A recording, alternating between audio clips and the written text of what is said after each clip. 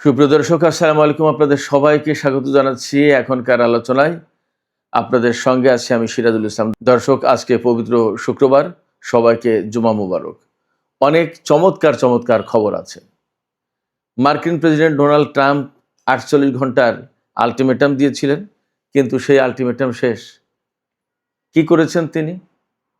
চুক্তিও হয়নি, ইরানের সাথে তিনি যুদ্ধও করতে পারেননি, বরং তিনি ঘোষণা দিয়েছেন কি, যে ইরানের সাথে খুব দ্রুতই যুদ্ধ শেষ হয়ে যাবে। এপাশে আরও চমৎকার খবর আছে।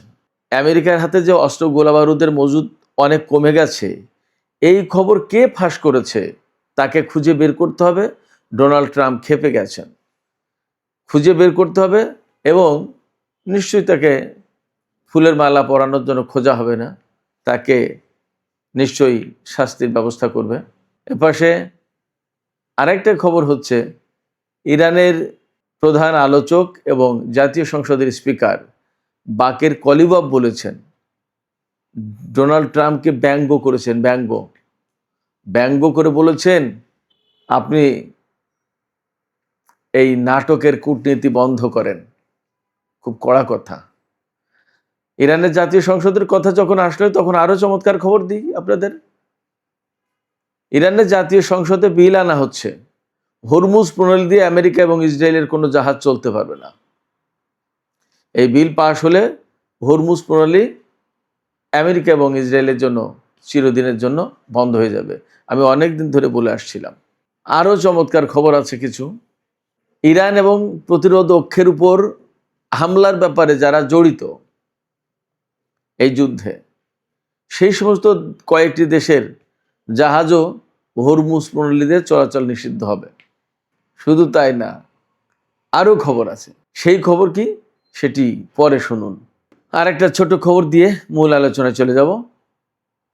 সেটা হচ্ছে, ইরানের হামলায় অন্তত 700 মার্কিন সেনা আহত হয়েছে, তা তো আমেরিকায় স্বীকার করেছে, পেন্টাগন তথ্য দিয়েছে। এই 700 আহত সেনার বেশিরভাগই ট্রমাটিক ব্রেইন ইনজুরিতে ভুগছে। তার মানে তাদের ঘাড়ের উপরে কাছে যে ভয়াবহ রকমের ক্ষেপণাস্ত্র হামলা হয়েছে, এই শব্দে ব্রেইন ইনজুর্ড হয়ে গেছে। এই ব্রেইন ইনজুর্ড হলে কি হয়, এটা নিয়ে আমি পরে আলোচনায় আসছি। সুপ্রিয় দর্শক, বিস্তারিত আলোচনা যাচ্ছে, তার আগে আপনাদেরকে সবাইকে বলি, পুরো আলোচনার সাথে থাকুন। আর ভিডিও ভালো লাগলে লাইক কমেন্ট শেয়ার করবেন এবং চ্যানেলটি সাবস্ক্রাইব করে সাথেই থাকবেন। দর্শক, চলুন আমরা বিস্তারিত আলোচনা করি।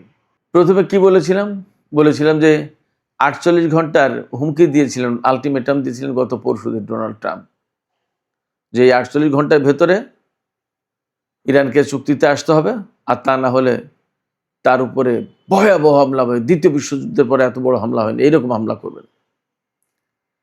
তিনি বাংলাদেশ টাইম গতকালকে বলেছেন, তার মানে আমেরিকান টাইম আজকে, অর্থাৎ 7ই আগস্ট। তিনি বলেছেন যে ইরান যুদ্ধ খুব দ্রুতই শেষ হবে আশা করি, এবং তিনি আশা প্রকাশ করেছেন যে ইরানের কাছে খুব বেশি অস্ত্র নেই, তারা খুব বেশি দূর এই যুদ্ধ টেনে নিয়ে যেতে পারবে না। অদ্ভুত কথা। যেখানে অস্ত্রের অভাবে আমেরিকা অটোমেটিক একা একা ইরানের উপরে হামলা বন্ধ করতে বাধ্য হয়েছে, এবং সেই সময়ও ইরান হামলা করেছে প্রয়োজন অনুসারে, যেখানে যেখানে প্রয়োজন। জর্দানে করেছে, কুয়েতে, বাহরাইনে, বিভিন্ন জায়গায়, ইরাকে, এবং এই সমস্ত হামলা ঠেকানোর মতো অবস্থা আমেরিকার নেই, অর্থাৎ ইন্টারসেপ্টর নেই এই এলাকায়। সেই সময় ডোনাল্ড ট্রাম্প বলছেন যে ইরান বেশি দূর আর এই যুদ্ধ টেনে নিয়ে যেতে পারবে না। অথচ ইরানের পক্ষ থেকে কথা হচ্ছে, ইরানের প্রেসিডেন্ট মাসুদ পেজেশকিয়ান কয়েকদিন আগে বলেছেন যে যেভাবে যুদ্ধ চলছে, এইভাবে যুদ্ধ চললে আগামী 10 বছর ইরান একটানা যুদ্ধ করতে পারবে, তার হাতে যে অস্ত্র আছে এখন সেই অস্ত্র নিয়ে। এই তো 3-4 দিন আগে ইরানের একজন সামরিক কমান্ডার তিনি একদম সুস্পষ্ট করে বলেছেন যে আমরা এখনও যে সমস্ত অস্ত্র ব্যবহার করছি তার বেশিরভাগই 10 বছর আগে তৈরি। ভাবা যায়। সবচেয়ে বড় কথা হচ্ছে কি, ইরানে যে এত শত শত মিসাইল সিটি, সেই মিসাইল সিটিগুলো কি এত তাড়াতাড়ি খালি হয়ে গেছে? ইরান তো তার যে সি ড্রোন সিটি, যেটা সমুদ্রে ব্যবহার করা যে ড্রোন, ছোট ছোট বোটের যে সিটি, সেটা তো এখনো ব্যবহারই করেনি। অর্থাৎ আমেরিকার সাথে নৌযুদ্ধ ইরানের শুরু হয়নি, আর স্থলযুদ্ধ তো পরেই থাকলো। সামান্য বিমান যুদ্ধ হয়েছে, এবং এই বিমান যুদ্ধে, অর্থাৎ যে যুদ্ধটা গেল, এই যুদ্ধে ইরান খুব কমই বিমান ব্যবহার করেছে, দুই একবার। একটু করেছে কুয়েতে, আর একটু করেছে কাতারে। এখনো তো অনেক পথ বাকি। আমি যে বলি যে যুদ্ধের একটা পর্যায়ে গিয়ে যখন আমেরিকার বিমান বা ক্ষেপণাস্ত্র ভূপাতিত করার মতো অবস্থা থাকবে না, তখন বিমান দিয়ে চুরমার করে দেবে। সেই অবস্থা যদি এড়াতে চায় আমেরিকা, তাহলে মধ্যপ্রাচ্য থেকে তাদের চলে যাওয়াটা সবচেয়ে বুদ্ধিমানের কাজ, এবং সম্ভবত সেই দিকেই তারা হেঁটেছে। এটা আমি যদি সাধারণ একজন মানুষ বুঝতে পারি, তাহলে আমেরিকার যারা সমর বিশেষজ্ঞ, যুদ্ধের কৌশল নির্ধারণ করে, যুদ্ধ পরিচালনা করে, এই ব্যাপারে বিশেষজ্ঞ, তারা বোঝে না? নিশ্চয়ই বোঝে, এবং they are doing that, Donald Trump যতই বলুন। ফলে ডোনাল্ড ট্রাম্প এখন যেটা বলছেন যে ইরান অনেকদিন যুদ্ধ করতে পারবে না, খুব দ্রুতই আশা করি শেষ হয়ে যাবে। ডোনাল্ড ট্রাম্প এই সমস্ত কথা বলে একা একা সুখ, একা একা খুশি হতেই পারেন, সুখ পেতেই পারেন। ওই যে সেই নিতাই ঠাকুরের মতো, একা একা সব কিছু। তিনিই হারেন, তিনিই জেতেন, তিনিই ট্রাম্প মারেন, তিনিই ওভার ট্রাম্প মারেন, সেটা তার ব্যাপার। কিন্তু বাস্তবতা তো ডোনাল্ড ট্রাম্পের কল্পনার জগতে চলে না। বাস্তবতার জগৎ ভিন্ন। বাস্তবতার জগৎ দেখছে হরমুজ প্রণালী। আমেরিকার মতো ভুবন বিখ্যাত সামরিক বাহিনী, যারা নিজেদেরকে বিশ্বের 1 নম্বর সামরিক বাহিনী বলে দাবি করছে, এখনো তাদের মুরদ হয়নি। 161 দিন পার হয়ে গেছে হরমুজ প্রণালী খোলার, মুরদ হয়নি, পারেনি। দিস ইজ ফ্যাক্ট, এটাই বাস্তবতা। ইরানি সামরিক বাহিনীকে সারেন্ডার করা তো দূরের কথা, একটা সেনা ইরানের ভেতরে প্রবেশ করাতে পেরেছে আমেরিকা? পারেনি। ইরান কি বলে রেখেছে? যে এখন মার্কিন সেনাদের উচিত তাদের সাথে অস্ত্র থাকার পাশাপাশি তাদের সাথে কফিন থাকতে হবে। কথাটার মানে খেয়াল করে দেখেছেন আপনারা? কত বড় মারাত্মক কথা। এই অবস্থায় ডোনাল্ড ট্রাম্প, আমেরিকা নিজেদেরকে যত যাই ভাবুক না কেন, বাস্তবতা হচ্ছে মধ্যপ্রাচ্যের চালচিত্র পাল্টে যাচ্ছে, এবং ইরানের কাছে তারা প্রচণ্ডভাবে ধরা খেয়েছে। একদম সরল বাংলায়, সহজ ভাষায় বললে, ইরানকে তারা যা করতে চেয়েছিল জাস্ট উল্টা হয়েছে। পরিস্থিতি যা আসছে, আমার কাছে মনে হচ্ছে আমেরিকার সামরিক বাহিনীর জন্য এমন অবস্থা হবে মধ্যপ্রাচ্যে, ওই যে বলে না, ছেড়ে দে মা কেঁদে বাঁচে, এই অবস্থা তৈরি হতে পারে। কারণ তাদের হাতে ইন্টারসেপ্টর নেই, ড্রোন ক্ষেপণাস্ত্র মোকাবেলা করবে কি দিয়ে? ইরান যখন একাধারে মারতে শুরু করবে, তখন উপায় কি তাদের? এই যুদ্ধ করতে এসে আমেরিকা যা করেছে সেটা হচ্ছে এই, সারা বিশ্বে নিজের কর্তৃত্ব, প্রভাব, প্রতিপত্তি নষ্ট করেছে। মধ্যপ্রাচ্যে যাদেরকে নিরাপত্তা দিত সেই দেশগুলোকে এখন প্রচণ্ডভাবে ঝুঁকির মুখে ফেলেছে। এবং এই যুদ্ধ যেহেতু ইসরায়েলের উস্কানিতে হয়েছিল বলে পর্যবেক্ষক মহল সবাই বলে, আমেরিকার কর্মকর্তা, প্রশাসনের লোকজনও বলে, সেই কারণে ইসরায়েল মূলত তার অস্তিত্বের ঝুঁকি সৃষ্টি করেছে এই যুদ্ধ শুরু করার মধ্য দিয়ে। এইটা হলো বাস্তব কথা। যাই হোক, ডোনাল্ড ট্রাম্প যেভাবে বলছেন যে খুব দ্রুতই যুদ্ধ শেষ হয়ে যাবে, ইরান পারবে না, ইরান সারেন্ডার করবে, আসলে এটা তার সুখ কল্পনা, এটা তার সুখ স্বপ্ন। কিন্তু এই সুখ স্বপ্ন দিয়ে বাস্তব দর্শন হবে না। আরেকটা মজার খবর হচ্ছে যে ডোনাল্ড ট্রাম্প বলেছেন, স্বীকার করেছেন যে হ্যাঁ, আমেরিকার হাতে কিছু কিছু অস্ত্র কমে গেছে, তবে আমাদের হাতে এখন এত বেশি অস্ত্র আছে, আনলিমিটেড। ভাই, আনলিমিটেড অস্ত্র দিয়ে করবোটা কি, কি হবেটা কি? ইরানের বিরুদ্ধে মারা দরকার ক্ষেপণাস্ত্র এবং বিমান থেকে, জাহাজ থেকে, ইত্যাদি ইত্যাদি। তা সেই ক্ষেপণাস্ত্রই যদি শেষ হয়ে যায়, তা মারবে কি দিয়ে? এবং জাহাজগুলো, ঘাঁটিগুলো রক্ষার জন্য ইন্টারসেপ্টর দরকার, ইরানের ক্ষেপণাস্ত্র এবং ড্রোন ফেরানোর জন্য। সেই ইন্টারসেপ্টর নেই, যুদ্ধ করবে কি দিয়ে?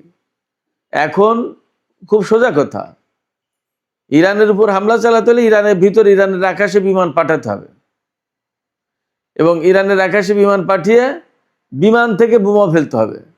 সেগুলো হাই রিস্কি কাজ। বিমান যাবে, পাইলট যাবে, ধরা খাবে, এবং আমেরিকা আজকে যে যুদ্ধের ফন্দি ফিকির করছে, সব ফন্দি ফিকির বন্ধ হয়ে যাবে। এই বোমা দিয়ে, ওই বিমান দিয়ে কাজ হবে না। এবং F-15, F-35 এই সবগুলো যে ইরান মেরে দিতে পারে, এটা পরিষ্কার প্রমাণিত। সেক্ষেত্রে আমেরিকার সামনে যুদ্ধ বন্ধ করা ছাড়া কোনো পথ আছে বলে মনে হয় না। এটাই সবচেয়ে ভালো কাজ হবে। এই যে অস্ত্র কমে যাওয়ার যে প্রসঙ্গ, মার্কিন Wall Street journal, new York Times, CNN, অনেক পত্রিকা, এক্সিওস, অনেক গণমাধ্যম খবর দিয়েছে যে আমেরিকার হাতে প্রচুর পরিমাণে অস্ত্র কমে গেছে, বিশেষ করে থার্ড ইন্টারসেপ্টর, পেট্রিয়ট ইন্টারসেপ্টর এবং আর্মি ট্যাকটিক্যাল মিসাইল আর প্রিসিশন স্ট্রাইক মিসাইল, এই 4 রকমের ক্ষেপণাস্ত্র। আমেরিকার যুদ্ধের প্রাণই তো এই 4 রকমের ক্ষেপণাস্ত্র। তাই যদি শেষ হয়ে যায়, তো তাহলে যুদ্ধটা করবে কি দিয়ে? এই খবর কেন প্রকাশ করলো, কারা প্রকাশ করেছে, এই খোঁজাখুঁজি শুরু করেছে ডোনাল্ড ট্রাম্প। তদন্তের নির্দেশ দিয়েছে। এই গোপন খবর ফাঁস করলো কে? ডোনাল্ড ট্রাম্প তদন্তের নির্দেশ দিয়েছেন, এবং তদন্ত করে যাদেরকে পাবেন তাদেরকে নিশ্চয়ই জামায় আদর করবেন না, ফুলের মালা দেওয়া হবে না, তাদেরকে অবশ্যই বিচারের মুখোমুখি বা শাস্তির আওতায় আনা হবে। ডোনাল্ড ট্রাম্প এই সমস্ত দাবি করছেন যে যুদ্ধ শেষ হবে, চুক্তি হয়ে যাবে। এই কয়েকদিন খুব করে বলছিলেন যে চুক্তি হয়ে যাবে, এই আজকে হয়ে যাবে, কালকে হবে, বৃহস্পতিবারের ভিতরে হবে। বাংলাদেশ টাইম গতকাল, আমেরিকান টাইম আজকে। সাংবাদিকরা ডোনাল্ড ট্রাম্পকে জিজ্ঞেস করেছে যে চুক্তি হওয়ার কথা ছিল, তা তো বৃহস্পতিবার চলে যাচ্ছে, চুক্তি হলো না, কি হবে? তাহলে আমার মনে হয় যে হয়ে যাবে। এটা নিয়ে ট্রিমেন্ডাস আলোচনা চলছে, নাইস আলোচনা চলছে। উনি তো এইভাবে বলেন, বিউটিফুল। তো এই সমস্ত আলোচনা চলছে এবং খুব শিগগিরই হয়ে যাবে। ইরান বেশি দূর যেতে পারবে না, দ্রুতই যুদ্ধ শেষ হয়ে যাবে এবং একটা চুক্তি হয়ে যাবে। কিভাবে হবে, কার সাথে হবে, নোবডি নোজ। অথচ পাশে হরমুজ নিয়ে যে আলোচনা হচ্ছে, ইরান কিন্তু ক্যাটাগরিক্যালি বারবার বলছে যে এই হরমুজ প্রণালী আমেরিকার খুলে দেওয়ার জন্য কোনো আলোচনা হচ্ছে না। এই আলোচনা হচ্ছে ইরান এবং ওমানের ভিতরে, যে আমরা হরমুজ প্রণালীটা কিভাবে ম্যানেজমেন্ট করব।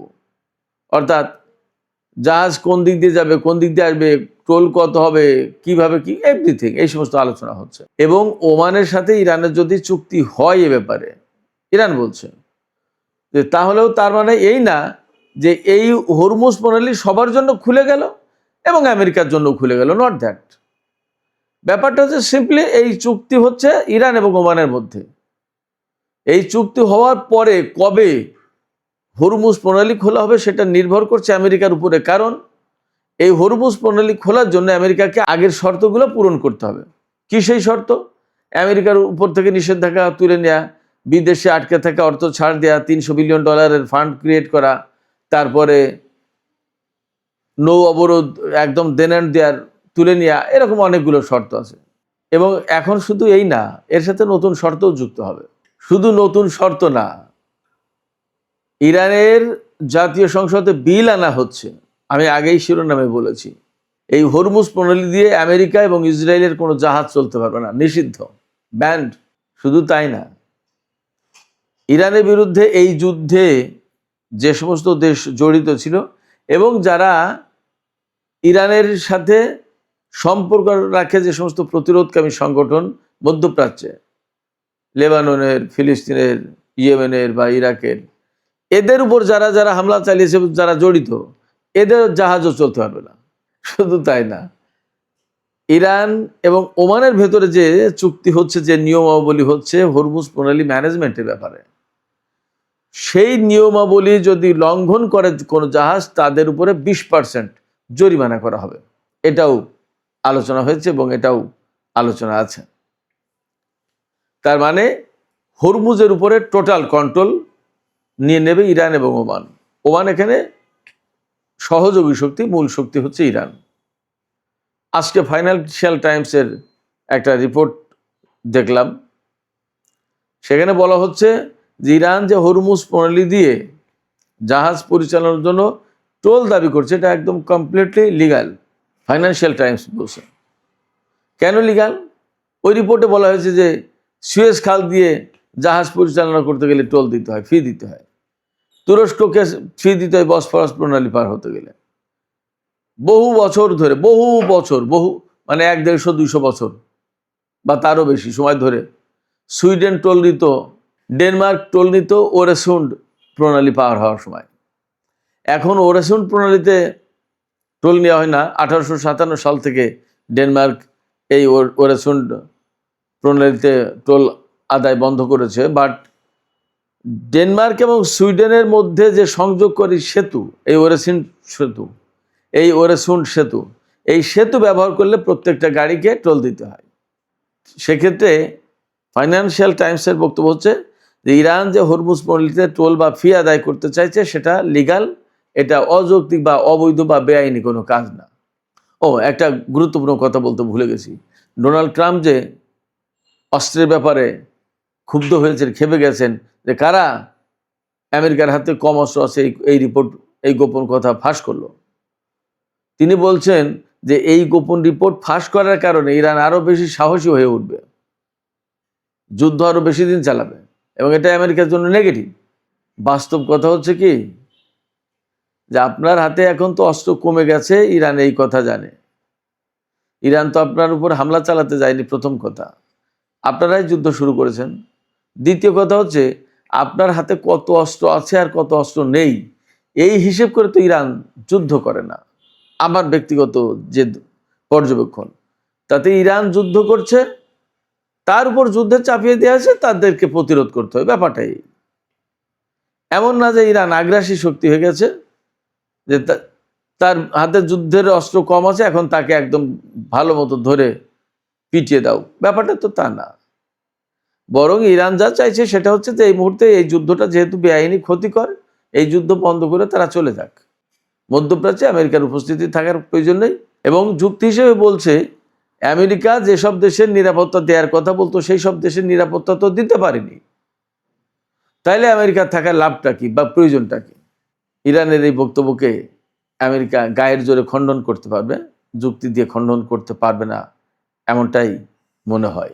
সুপ্রিয় দর্শক, এখনকার আলোচনা এখানে শেষ করতে চাইছি। আলোচনা শেষের আগে আপনাদের কাছে জানতে চাচ্ছি আপনাদের মতামত। আপনারা কি মনে করছেন যে ইরান হরমুজ প্রণালীতে যে কন্ট্রোলটা আরোপ করতে চাইছে, এ তো অনেক বড় কন্ট্রোল, এই কন্ট্রোল কি তারা নিতে পারবে হরমুজ প্রণালীর? এই কন্ট্রোল কি তারা নিতে পারবে হরমুজ প্রণালীর? আপনাদের কি মনে হয়? আপনাদের মতামত জানিয়ে কমেন্টে লিখুন। আর ভিডিও ভালো লাগলে আবারও বলি, লাইক, কমেন্ট, শেয়ার করবেন এবং চ্যানেলটি সাবস্ক্রাইব করে সাথেই থাকবেন। দর্শক, এখনকার মতো আলোচনা এখানেই শেষ করছি। আপনারা সবাই অনেক অনেক ভালো থাকুন। আল্লাহ হাফেজ।